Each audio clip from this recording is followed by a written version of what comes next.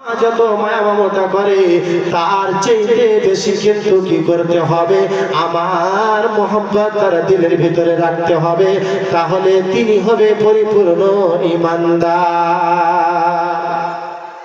লা ইউমিনু আহাদুকুম হাত্তা আকুনা আহাব্বা ইলাইহি মিন ওয়ালিদিহি ওয়া ওয়ালাদিহি ওয়ান নাসি আজমাইন। বন্ধুরে আমার, একটা সন্তান বাবাকে কত ভালোবাসে শুনে রাখেন।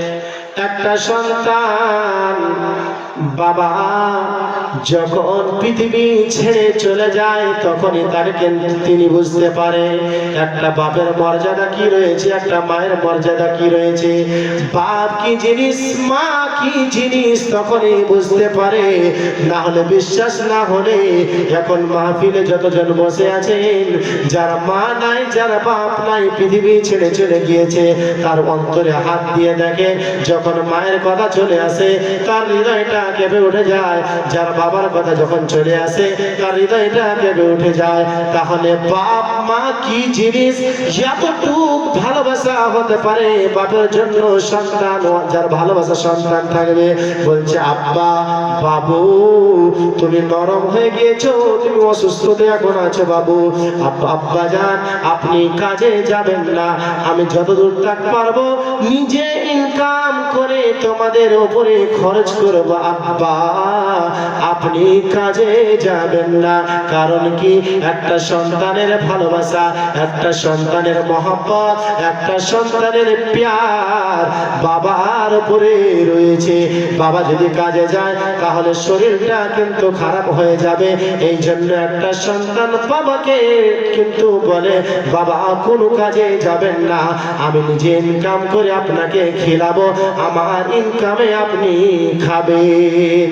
তাহলে একটা সন্তান বাপকে কত ভালোবাসে, সেই জায়গা তো আল্লাহ নেই বলছেন লিওয়ালিদিহি, নিজের বাপ নিজের মা, নিজের বাপ নিজের মায়ের চাইতে ভালোবাসা আবার অন্তরে রাখতে হবে। তাহলে বান্দারে, ও আমার উম্মতের দল, তাহলে তোমরা পরিপূর্ণ ঈমানদার হতে পারবে।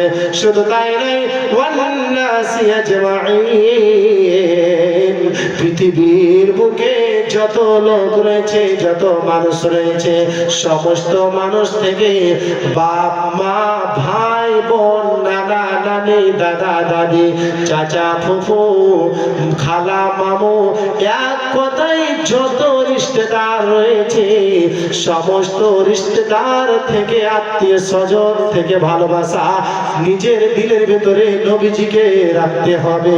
তাহলে সেই ব্যক্তি পরিপূর্ণ ঈমানদার হতে পারবে, না হলে ঈমানদার হতে পারবে না। ভাইজান, তাহলে বুঝতে পারলাম ঈমানের কতটুকু মূল্য, ঈমান একটা কি জিনিস, কি আল্লাহ নবী বলছে নিজের আওলাদ, ধন সম্পদ, টাকা পয়সা, গাড়ি বাড়ি, বাপ মা, পৃথিবীতে যত রিশতেদার রয়েছে, সমস্ত রিশতেদার সমস্ত জিনিস থেকে